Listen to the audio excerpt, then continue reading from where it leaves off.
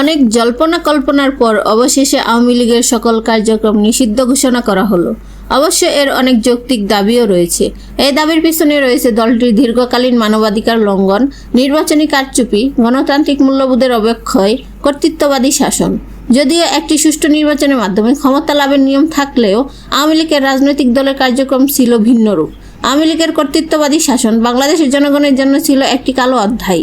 এছাড়াও একনায়কতন্ত্র প্রতিষ্ঠার নজিরও ছিল আওয়ামী লীগের রাজনীতিতে। বিভিন্ন সময় জাতীয় ও আন্তর্জাতিক পর্যবেক্ষকগণ আওয়ামী লীগকে অগণতান্ত্রিক হিসেবে চিহ্নিত করেছেন।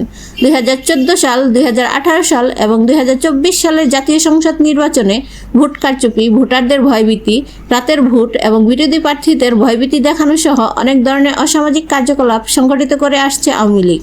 এছাড়াও আওয়ামী লীগের মানবাধিকার লঙ্ঘনের ঘটনা এতটা বেড়ে গিয়েছিল যে আওয়ামী লীগকে মানবাধিকার লঙ্ঘনের চ্যাম্পিয়ন বলা হয়। আওয়ামী লীগের সভাপতি Sheikh Hasina mother of humanity তকমার আড়ালে মাদার অফ অল এভিল পরিচালনা করেন। আওয়ামী লীগের প্রভাব প্রতিপত্তি এতটাই বেড়ে গিয়েছিল যে তারা যে কোনো ধরনের অরাজনৈতিক কার্যকলাপ নির্দ্বিধায় করে ফেলত।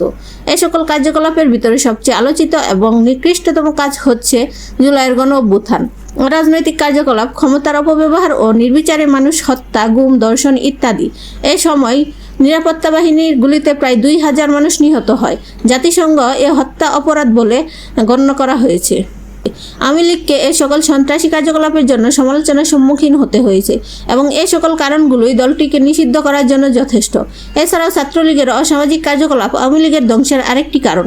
আওয়ামী লীগের বড় বড় নেতারা অর্থের লোভে অনৈতিক কাজগুলো স্বীকৃতি প্রদান করেছে, তার মধ্যে ধর্ষণ উল্লেখযোগ্য। আওয়ামী লীগের শাসনামলে ধর্ষণের মাত্রা এতটাই বেড়ে গিয়েছিল যে ভুক্তভোগী কোনো রকম বিচারই পায়নি। আওয়ামী লীগের পতনের নেপথ্যে এটার একটি মুখ্য কারণ।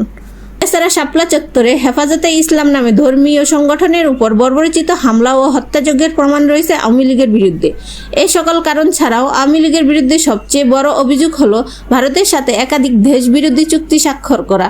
উপরের এই সকল কারণগুলোই আওয়ামী লীগের কার্যকলাপ নিষিদ্ধ হওয়ার জন্য দায়ী বলে আমি মনে করি। আপনারা কি মনে করেন অবশ্যই তা কমেন্টে জানাবেন এবং চ্যানেলটিকে সাবস্ক্রাইব করে রাখবেন।